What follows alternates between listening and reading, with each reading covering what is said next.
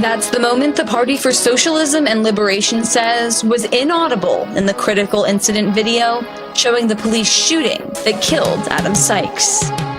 Today we tell Mike Brown and the ruling class that we won't be divided. We've seen these tricks before. Immigrants are not dangerous. Capitalism is.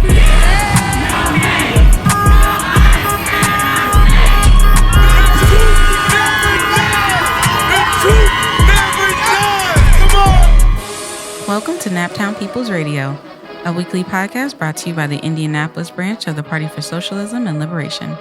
I'm your host, Dani Abdullah, and I'm joined by my comrade and co-host, Derek Ford. We're here to guide you through the pressing issues facing Indianapolis from the perspective of our people, not our oppressors.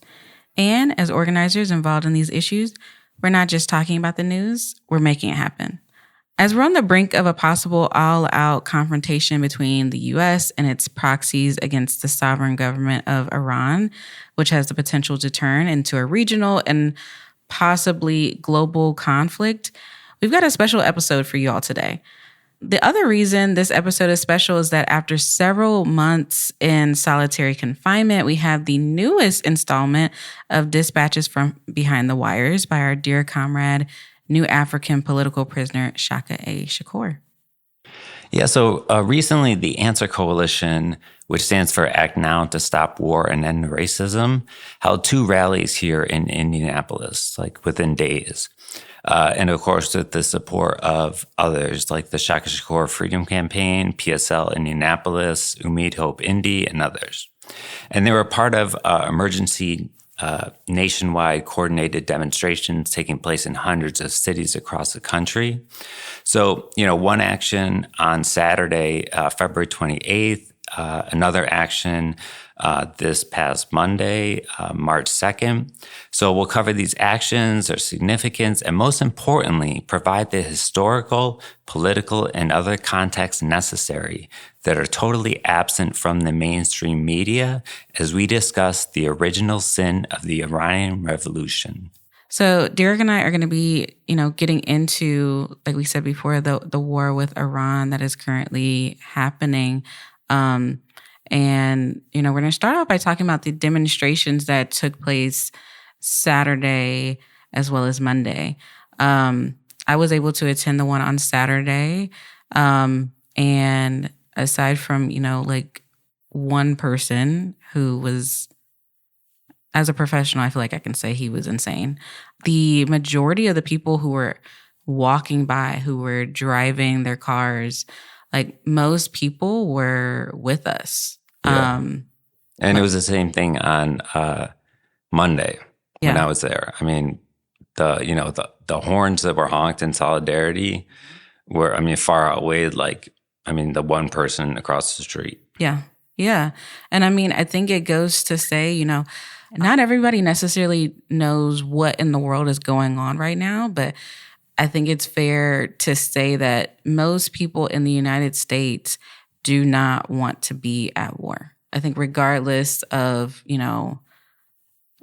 politics, I think regardless of color, regardless of where you live, you do not want to be at war. We do not want to be at war right now. We were able to talk to the people who attended the rally, talk to the people of Indianapolis during these rallies. And on Monday in particular, no one went to bed last night thinking that Iran was going to bomb Indianapolis, right? That we were under threat. And that is a privilege that we have here in the United States. And so we were able to talk to the people who attended the rally on Monday and get their perspective on how do they feel about this war. So we're going to hear from those people right now. So what's your name and how do you spell it? Hey, my name's Blake. It's Blake. Cool. So the war on Iran, the bombs dropping and everything.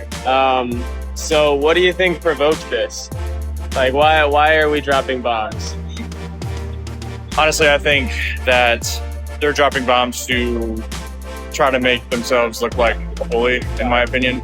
I understand that they're trying to say that it's to prevent wars that will end up happening, but I don't believe it. I think that if somebody hasn't been able to see with the patterns that has gone on within like the last 20 or so years, just with them saying that there's, weapons of mass destruction, and then they send our troops over, drop bombs and everything, and they end up not finding any, or it's just sad that it's just not. Just rinse, wash, repeat. Yeah, and then it gets just creates fear in everybody, and I just think be that way. So then, how do we put a stop to this? Do you think? Like, what can we do to, stand by the Iranian people? I think for right now, the best we can do is just keep doing what we're doing, coming out together, coming out as a community, and just being able to just love, hug, and support one another until we're able to collectively come together and make something bigger happen. Right, yeah. They see enough of us out here and they go like, man, we can't repress that many people. Right, yeah. My biggest thing is, and I'm the eldest of 5, what I tell my siblings whenever they ask, questions and everything like that, I tell them to watch the, I don't know if you ever watched like the Bugs Life movie.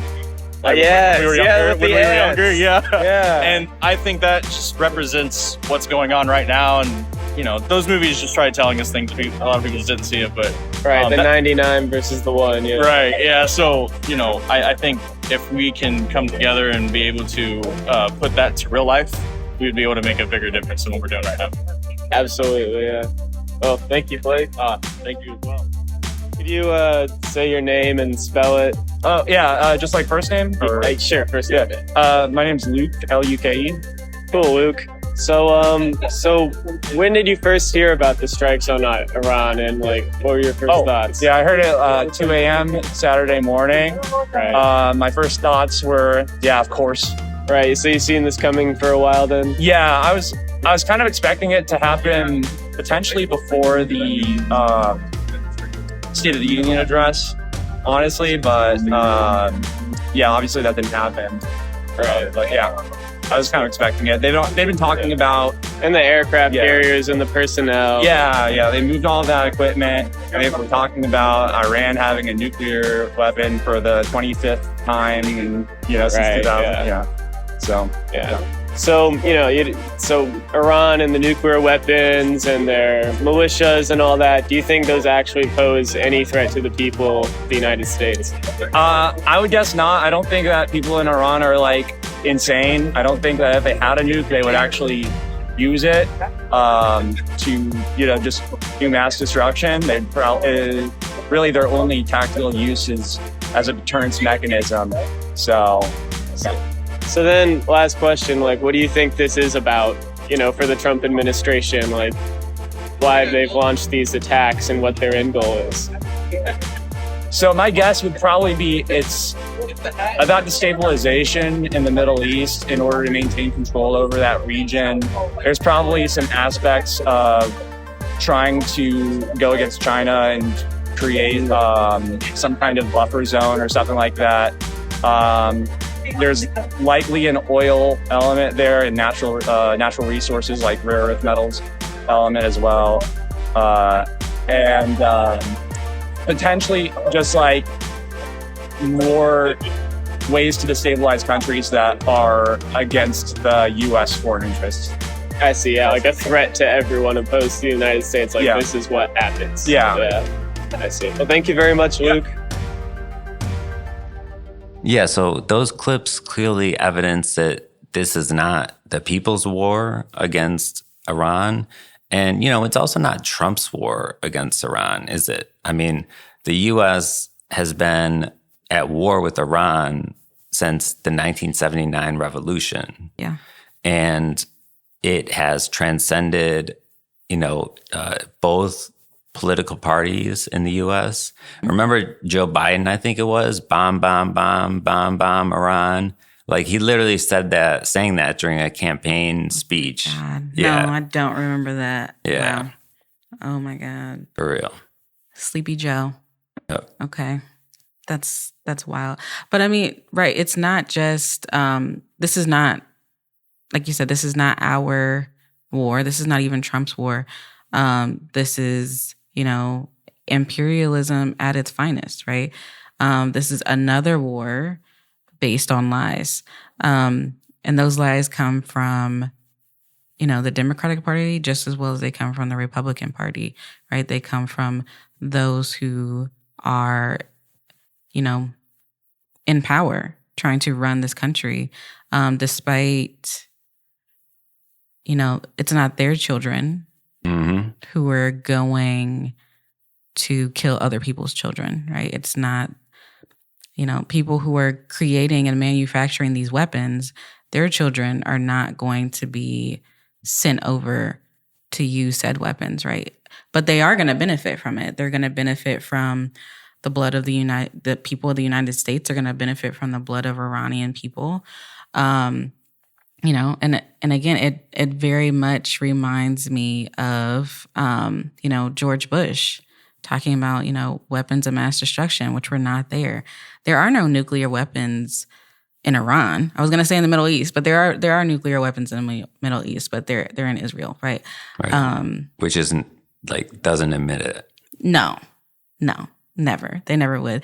And in fact, Trump said, I want to say last year, I think it was last year, that there were no nuclear threats from Iran, right? He had obliterated that. Those were his words, obliterated it. And so to now, a year later, coming up and saying that, Iran poses an imminent danger to the United States is ridiculous. Iran has always maintained that it is not seeking a nuclear weapon and was engaged in diplomatic negotiations with the United States right up to the moment of the attack. And Trump has made it clear himself, when he announced the beginning of the attack that this is a war for regime change. And so really, the purpose of this episode, the purpose of the demonstrations, the purpose of, every article that you'll see written from, at least from PSL, from Answer Coalition, we are working to change this narrative, right? This is, of course, a physical war, but over here in the United States, this is also a war of ideas, right? And we have to have actual conversations in order to make sure that the people of the United States know what in the world is going on right now.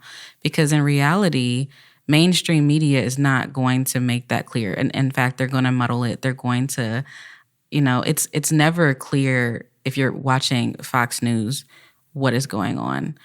Even honestly, CNN, right?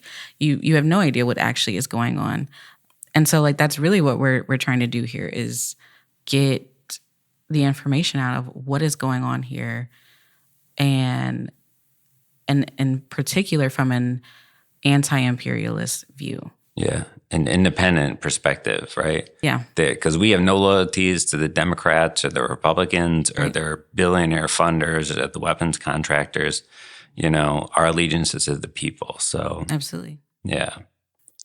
So I asked the question, I stated earlier, this reminds me a lot of George Bush back in the day saying, Iraq had, weapons of mass destruction. Derek, do you see any similarities in the buildup of what is happening with Iran right now compared to what happened 20 plus years ago with Iraq? Yeah.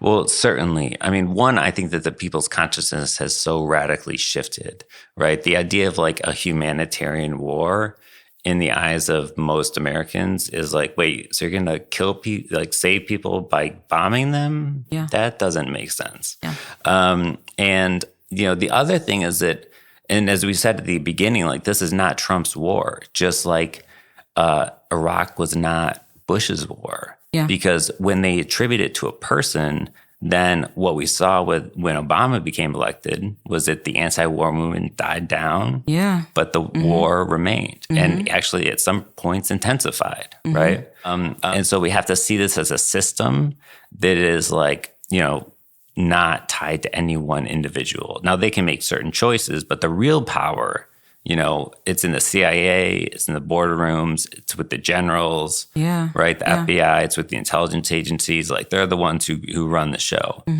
And I mean, there's many differences, right? Including one, the absolute determination on the part of the Iranian people to defend their self-determination. Because if you think about it, the revolution happened in 1979. Yeah. So so many people in Iran remember that revolution. Yeah. It's not like a distant yesterday. memory. Exactly. Yeah. They participated in it, right? And it was a thoroughly anti-imperialist revolution.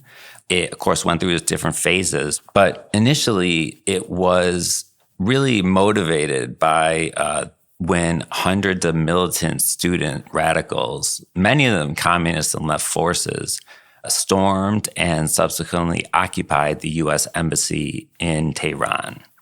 That was the November 4th, 1979. And they were in communication with the Ayatollah at the time.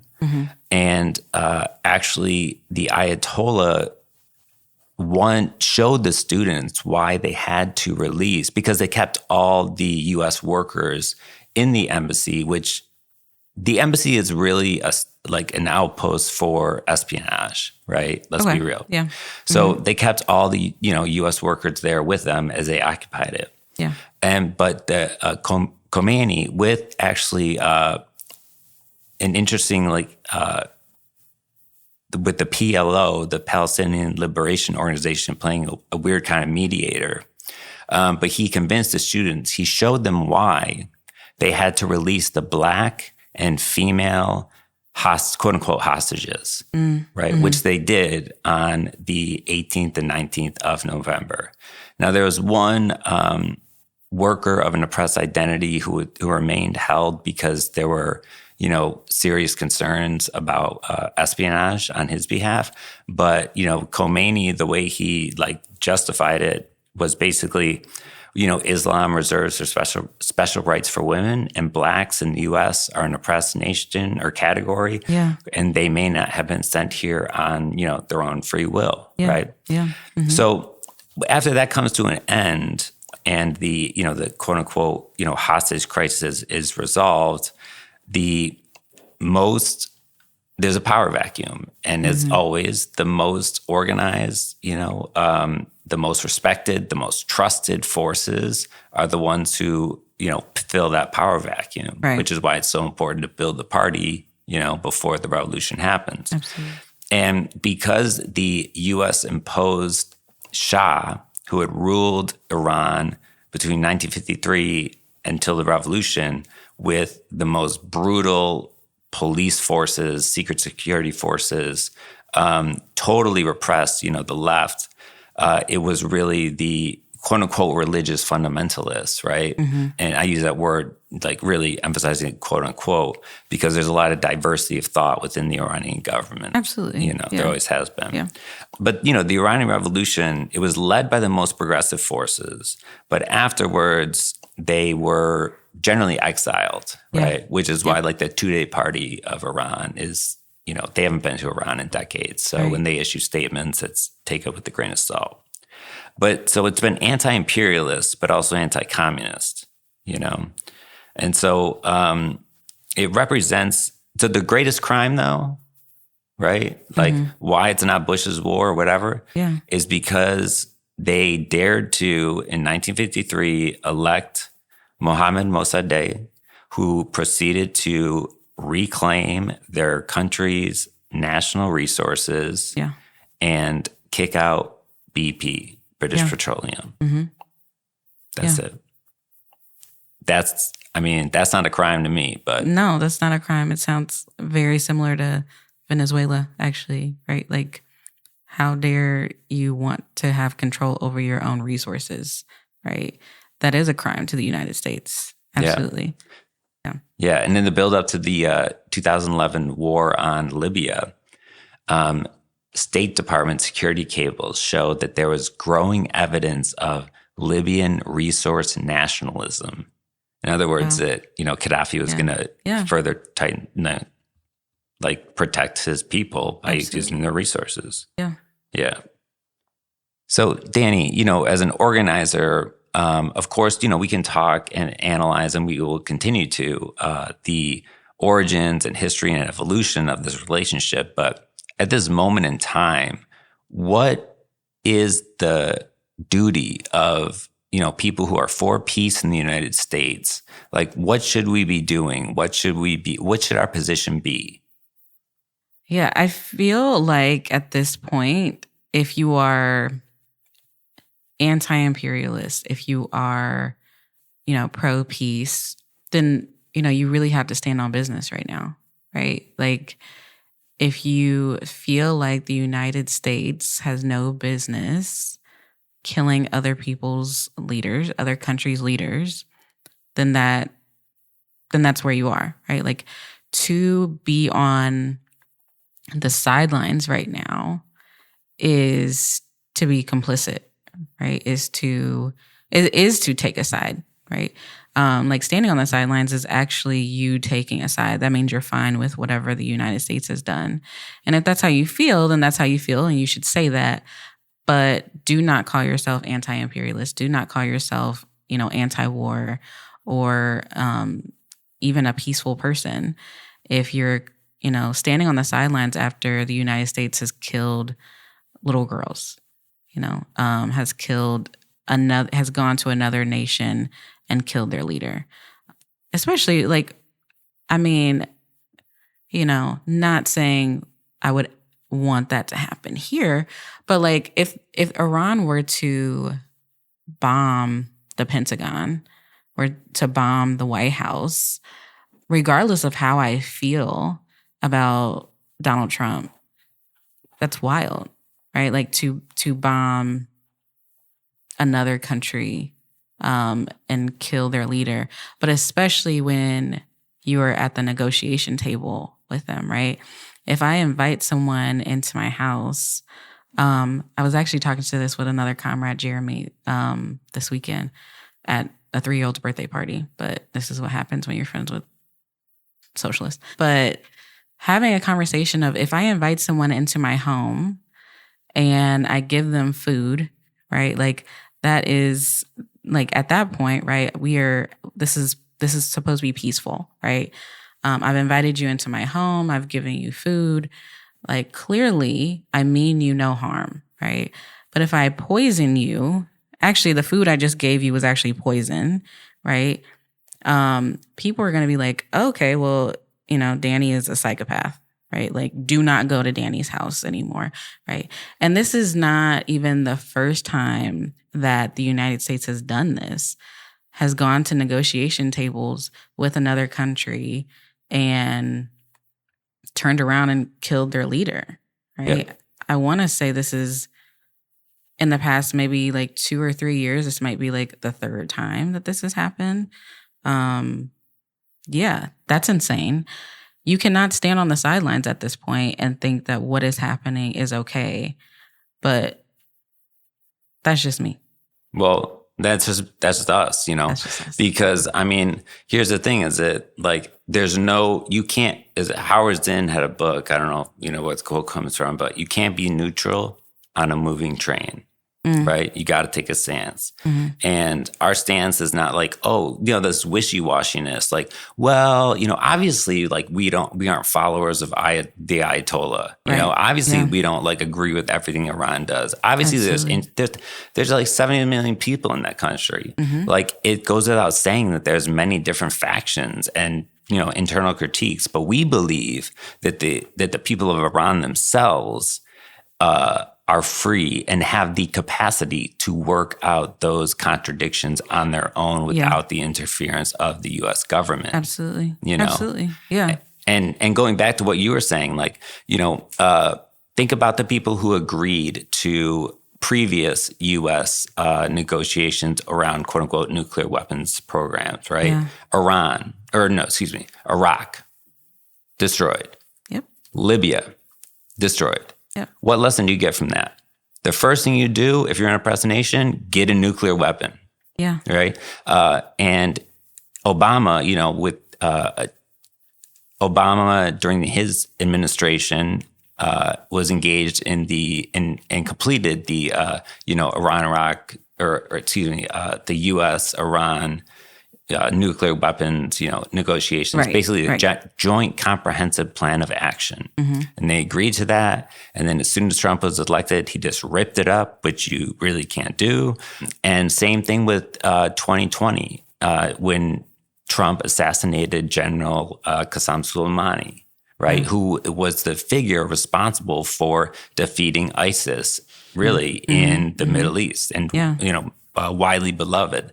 And it turns out that they were on their way to peace talks when that happened, Wow. So again, this isn't the first time, as you're saying, this is playing out. And the war against Iran, it stretches back so far and it's taken different forms. And I think that, a lot of our listeners, we should, explore some of those and what because they're going to come up again, right? Absolutely. Yeah. And I mean, to go back to the statement you made of he ripped up, the treaty, which you can't do. What is going on here? But something that the world is seeing, and when I say the world, I'm including the people of the United States, is that these checks and balances that we learned about in 3rd and 4th grade, they're not checking and they're not balancing at all. That is not happening. What has happened is not just unconstitutional, but it is literally breaking international law. Right? It's not only not okay to do from this perspective of the United States, but on an international level as well. And the Congress is not doing anything, right? Is really jumping through hoops in order to not do anything, in fact. And the UN is being the UN, which is, nothing. They're doing nothing, which the UN is really just similar to Israel in the way that it is just a way for the United States to try and keep other countries in check and but not keep themselves in check. A War Powers Act resolution, which invokes Congress's authority under the Constitution as the branch of government, empowered to declare war, could be an important pressure point right now. But in any case, the factor that will be, the factor that will really make a difference in this is the people, right? The people showing up in the streets, the people having conversations what Derek and I are having right now. And this is important to not only know your facts. And again, we're not saying you have to be pro Ayatollah. That's not where we are. But you do have to have the facts and understand the people of Iran deserve to make their own decisions. They deserve, and they're able to, right? I believe in the people, right? They have been. I believe in the people of this country, just like I believe in the people of Iran, just like I believe in the people of Palestine, I believe in the people, and the people can get what they need without the United States interfering. And in fact, if the United States is interfering, typically what history has shown us is that it is not for the benefit of those people. Yeah. I mean, as a general rule of thumb, if Hillary Clinton supports it, if Trump supports it, which, they always support the same things when it comes to imperialism. Yeah. We should oppose it. Yeah. Right. So and we can look at what our local, senators and representatives are saying, I mean, some of them obviously, Senator Banks, a Trump red line isn't a warning, it's a promise, he says, we're not about starting a war, but preventing one, which the best way to prevent a war is by, assassinating the most beloved, leader of another country. Yeah. And then, Lieutenant Governor called on, quote, the people of Iran to rise up and reclaim their once great nation. So let's talk about, what was that once great nation, right? I mean, before 1979, Iran was ruled by a literal, a CIA, U.S., British-backed Shah who was ruthless. Yeah. And since then, tremendous gains have been made, you know? Mm-hmm. And here, going back to the, the links between the Iranian revolution and the Black struggle, right? We can think, Iran was the second country to issue a Malcolm X postage stamp. Yeah. And that was in 1984. Mm-hmm. And it was to inaugurate what they called the Global Day Against Racial, the word they used was racial sort of bias or, something like that, right, at the time. Yeah. And in May of 1980, so this is half a year after the revolution, right? Mm-hmm. 200,000 people hit the streets of Tehran during Friday prayer and cheered at speeches against racist police brutality in the U.S. Because earlier that month, an all-white jury found 4 Miami-Dade cops not guilty for beating Arthur McDuffie, a Black insurance salesman and former Marine, who was unarmed, to death in December of 1979. And it actually, interestingly, Egypt was the first country to issue a Malcolm X stamp. Betty Shabazz learned that when she was teaching at Medgar Evans College. An Egyptian scholar told her about that, and she was like, "Oh my gosh, yeah, that's amazing." Yeah, wow.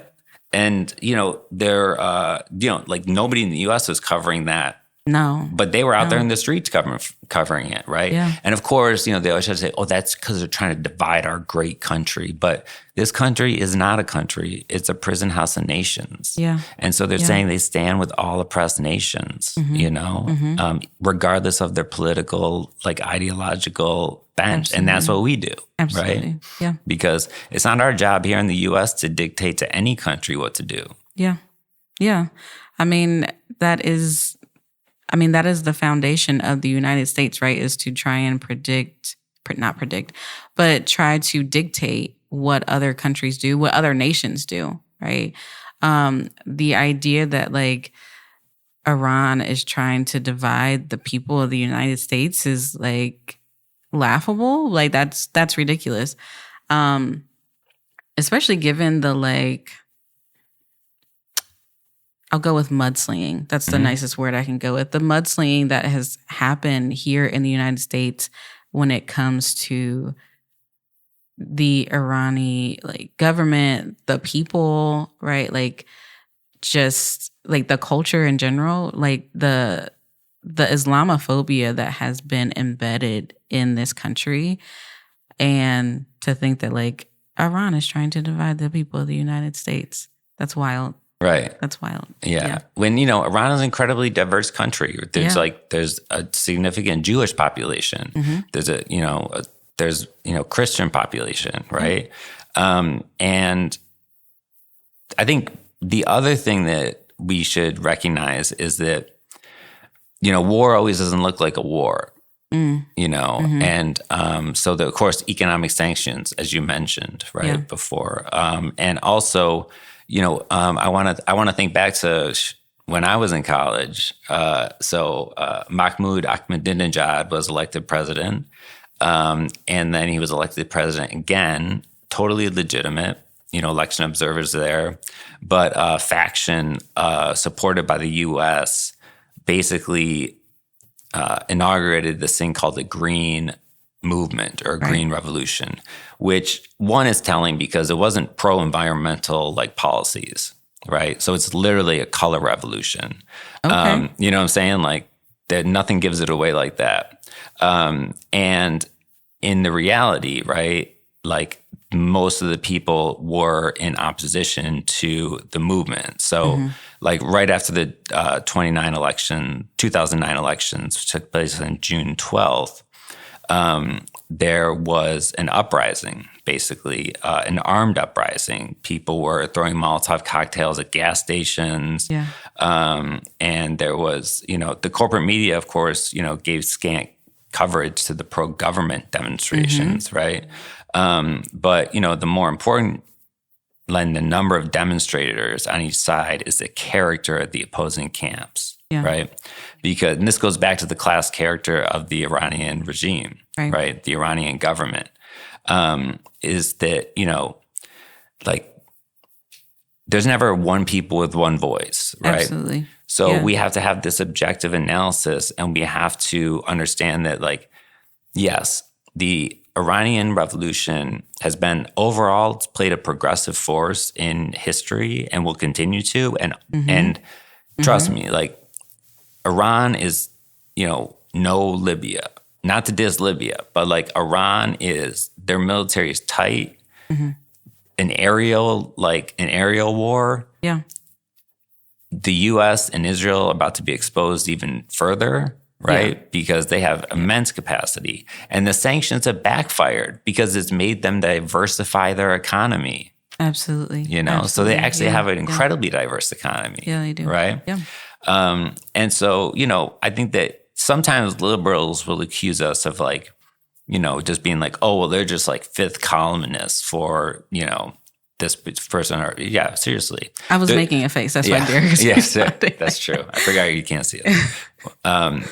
But like, yeah, no, they'll be like, oh, they're the Saddam Husseinists. Or like, you know, Okay. This is always an accusation leveled against us, you know?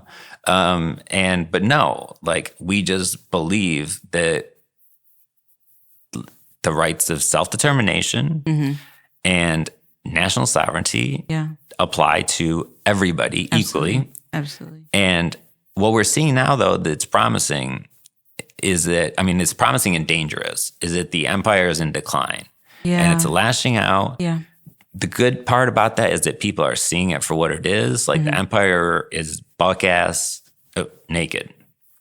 That's what's on here. I know, but Shaka did, so I'm just gonna. Oh wow! Okay. All right. Yeah. But yeah, no. It's a contradictory thing, just like all you know.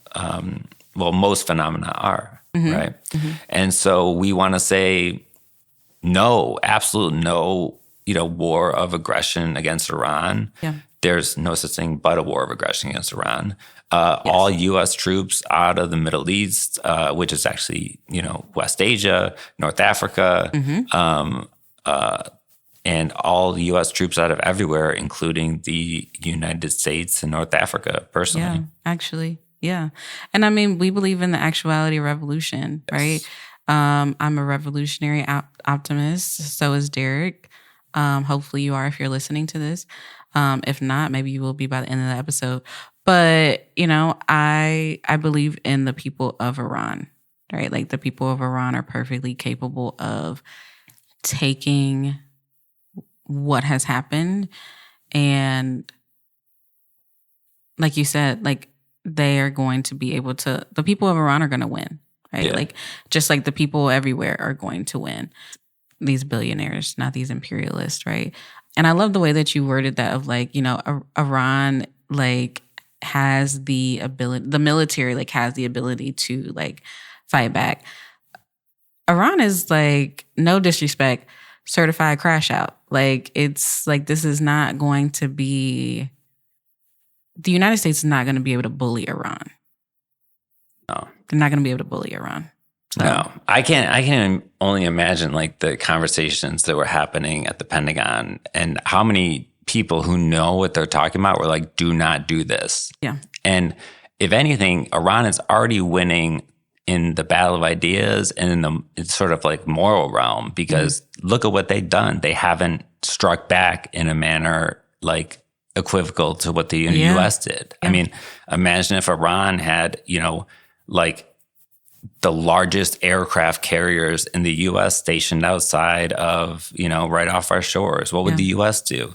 Instead, they're practicing tremendous restraint. Yeah.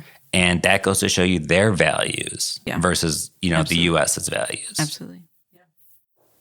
You know, and when we're, like, talking about Iran's values, I think it's important to think about the United States values, or at least the Pentagon's values, right? Like, the Democrats and the Republicans' values, and which is to send $1 trillion to the war machine that is, you know, the military here, Whereas there are people, literally 43%, and that's probably a low estimate, but 43% of Americans are struggling to pay rent. They're struggling to pay for their groceries.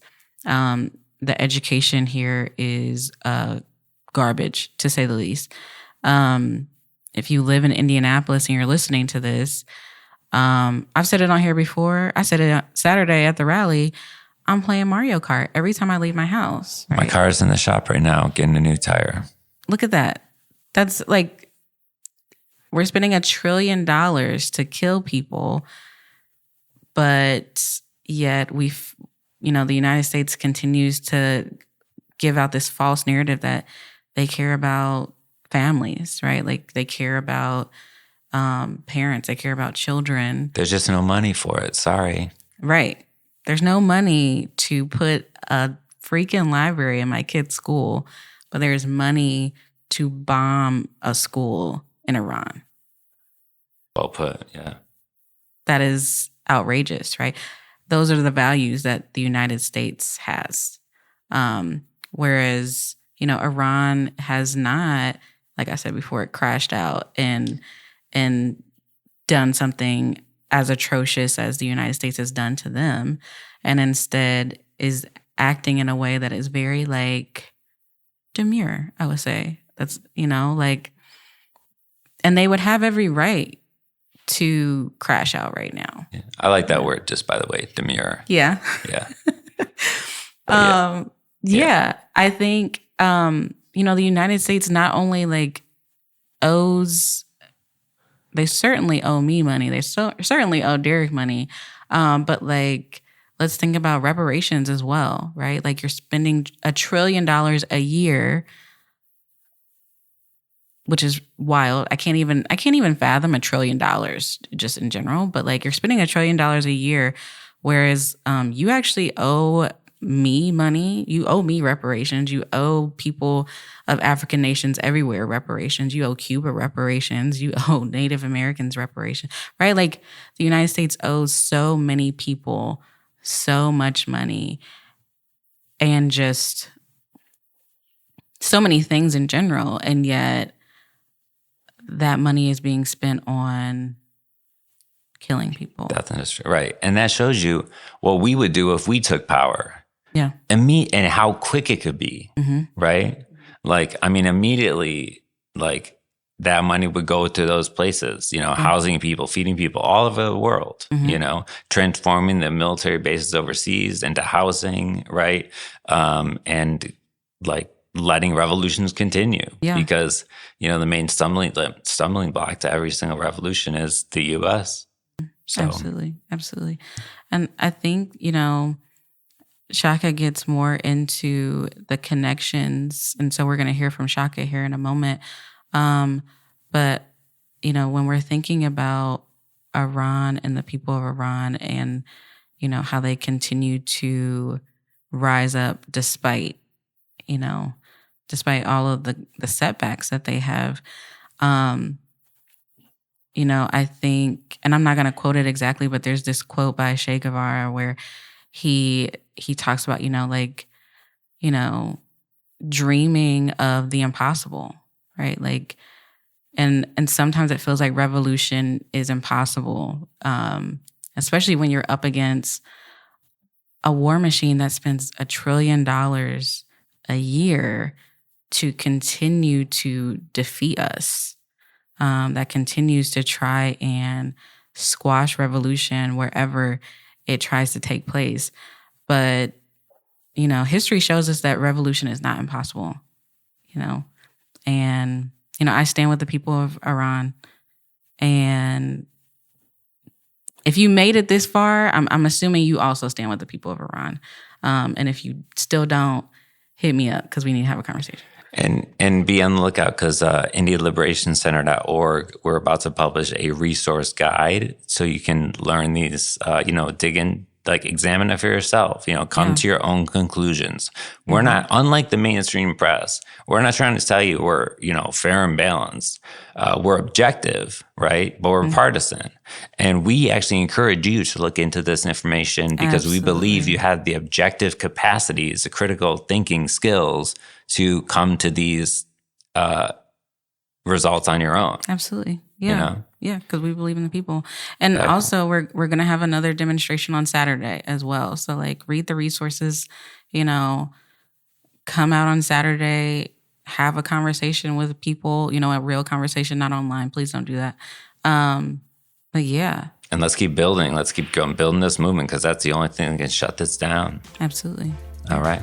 Well, after a short break, we will be right back with dispatches from behind the wire.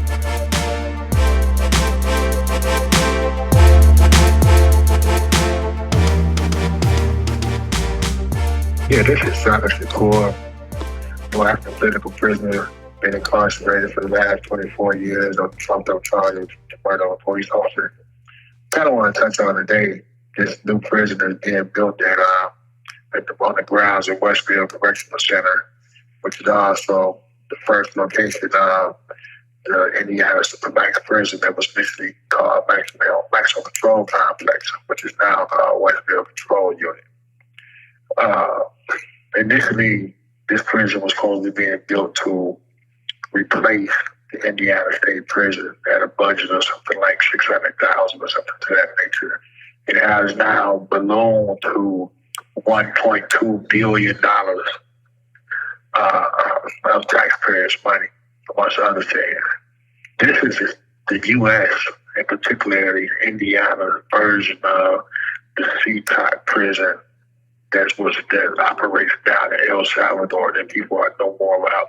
There was recently did a story on 60 Minutes, profiled on 60 Minutes about 3 or 4 weeks ago. Nothing is being said about this prison. It's being kept quiet. It's being kept hush-hush. They're not outside of the capacity when combined with the larger Westfield prison supposed to hold something like 5,000 prisoners. Nothing is being talked about in terms of units, housing units, isolation, or lack thereof, so forth. And what I want to do is kind of motivate prison reformers, prison abolitionists, and activists within the state to get more vocal into looking into this prison and challenging its construction for one, but also educating the public about its existence. We know that in Indiana, statistically, it states that the majority of convictions and those convictions that are sent to the Department of Corrections comes out of the counties that are predominantly filled with so-called minority, where so-called minority of Black and brown bodies represents the majority in these counties. These are the counties that the Department of Corrections draws most heavily from. Those that have typical or similar crimes from these counties and other counties tend to get probation, work release, and other things of that nature. However, for us, we go to prison. So again, why is it that all this money is being spent on such a huge prison when we have so many other issues in the state? And a lot of issues that the new sentencing guidelines that went into effect in 2014 and 2015 was supposed to resolve, and then in fact actually exacerbated and increased the rate of murder, the rate of violence within the prisons amongst prisoners themselves, as well as those against correctional officers. So everything that we were told, and the public was told, and the taxpayers was told that the sentencing guidelines was going to ameliorate and change and whatnot, in actuality had the opposite effect. For so long, the legislature, the General Assembly has been dominated by conservatives and ultra-conservative Republicans with no checks and balances. And therefore, there has been no real progressive or relief in terms of dealing with the criminal justice system as well as the conditions that are found within the Department of Corrections. This is something that needs to change. The people that are serious about so-called prison reform or criminal justice reform or prison abolition need to tend to get more aggressive and more educational in terms of reaching out to folks as to the existence of these type of issues. Yeah. I thank you. I definitely agree. And, we're talking today about the demonstration for Iran, the multiple demonstrations, which have had pretty impressive turnouts. And so do you think that there's a way to how would you sort of, connect these two issues? Because they're definitely deeply connected. Well, I think, I would say more so too that what's going on with ICE in the communities and around the immigration policies or what have you, and the creation of multiple so-called detention facilities and the capitalization of an exploitation of the immigrant issues and those of being arrested and placed in ICE facilities are kind of more linked to this particular issue. If anything, Iranian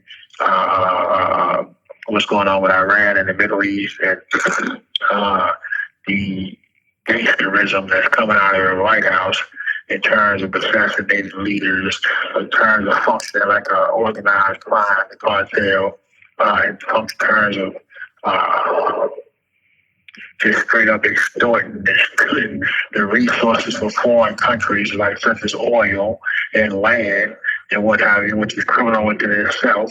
And a violation and don't disregard for international law, the sovereignty of other countries and peoples, and that's a renegade, you rogue state. That's what Trump White House represents, a rogue renegade state, and it's full of hypocrisy when you talk about enforcing the law, or standing on rules of law or civilization and what have you, so I didn't connect the dots of that nature in one form.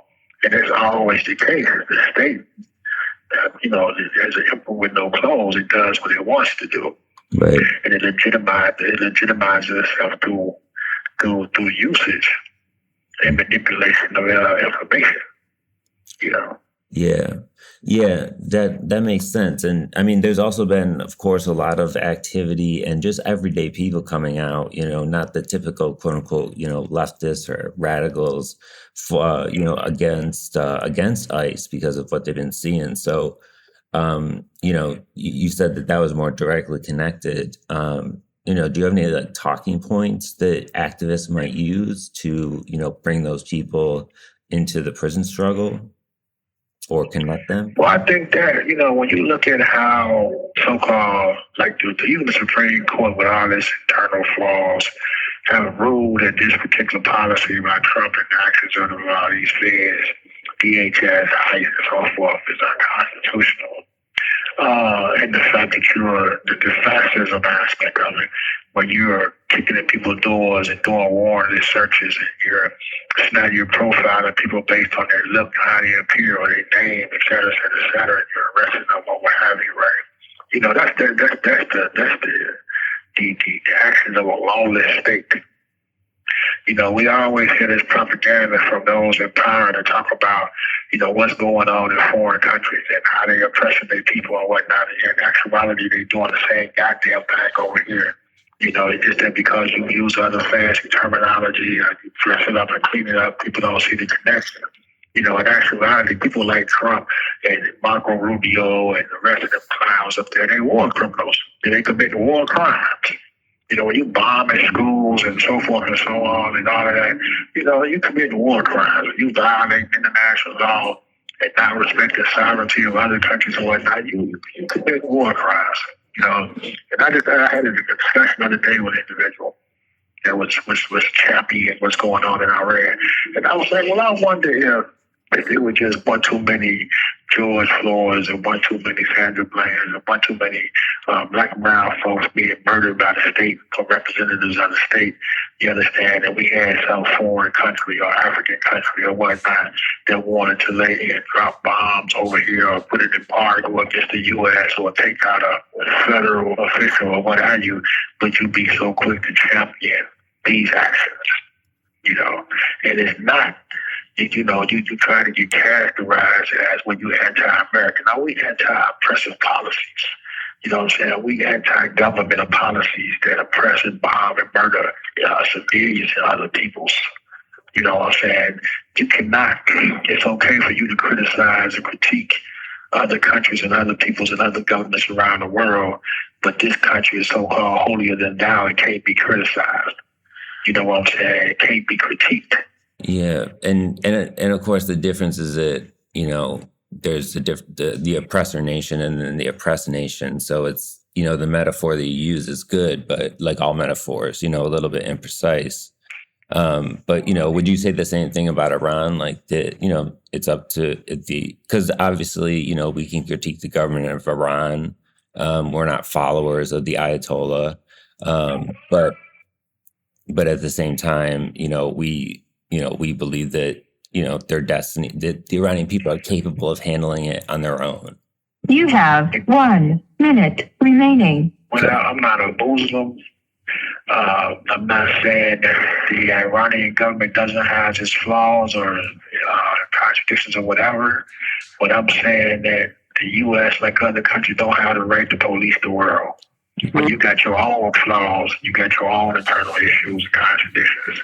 You do not have the right to go in other countries and destabilize those countries or use Israel as an attack dog on both sides to destabilize these countries or send the CIA into these countries. When you got your own issues at home.